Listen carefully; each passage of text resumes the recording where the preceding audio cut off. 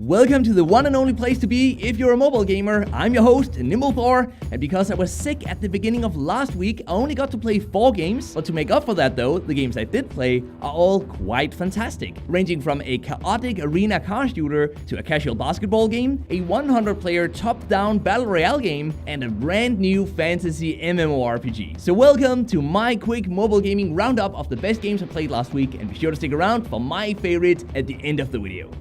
Reborn is a brand new open-world fantasy MMORPG for mobile that is currently in beta and has a classless combat system and a nearly 100% player-driven economy, which means that we go out and gather ores, which we can turn into bars, and then finally craft into items that we can either use for ourselves or in the future also sell to other players. The game reminded me quite a bit of old-school RuneScape or even Adventure Quest 3D, at least in terms of the art style, but it is still lacking major features such as quests, guilds, and so on, things that you usually expect to see in MMORPG games. The game shows great promise though, with its single developer constantly adding new features, and a community is already starting to form around the game as well. So if you want in on a very new, in-development MMORPG, then maybe have a look at Ancients Reborn. Monetization was added recently though, and it does add a pay-to-win advantage, as you can buy items that make your equipment stronger, and it is a very grindy game, just like RuneScape, but I still love the idea of a new MMORPG, so I'm optimistic about its future development. The game requires online access, it takes up 155 megabytes of space. It's out only on Android for now, and my final verdict is that you should play it if you love the idea of being able to follow along as a new open-world MMORPG is being built.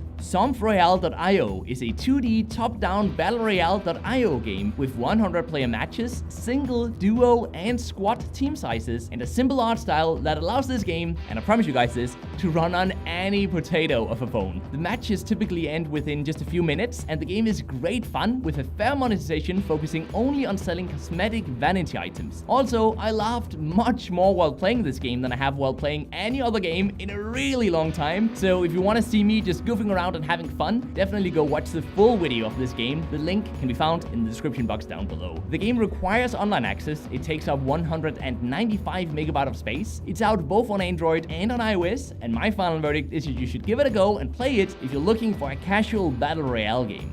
Bouncy Hoops is a casual basketball game published by Noodle Cake Studios that was released all the way back in 2017, but I just really enjoyed playing it when I was sick lying in bed last week. In all of the 3 different game modes called Arcade, Time, and Climb, we simply tap the screen to make our ball do a small jump, a bit like in Flappy Bird really, if you guys remember that game, and then we have to time the taps correctly so we hit the basketball hoop or basket, which by the way changes its location from left side to right side of the screen on every goal, with the ball then automatically changing the direction in which it moves as well. The advertisements that we're shown in between levels can be removed for a single $1 in-app purchase, which makes this a very affordable casual game to play for short sessions of boredom. The game is offline playable, it will take up only 196 megabytes of space, it's available on Android and on iOS, and my final verdict is that you should definitely play it if you need a new go-to casual game.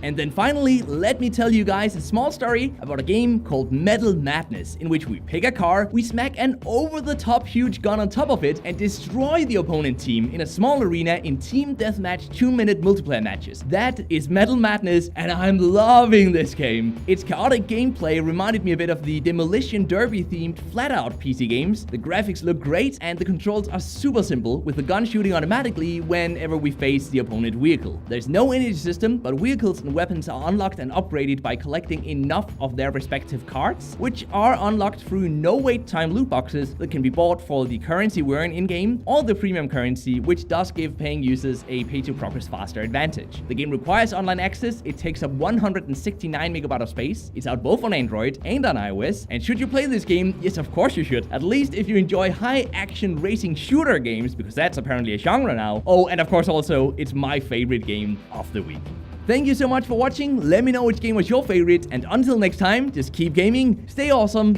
and I'll see you guys around.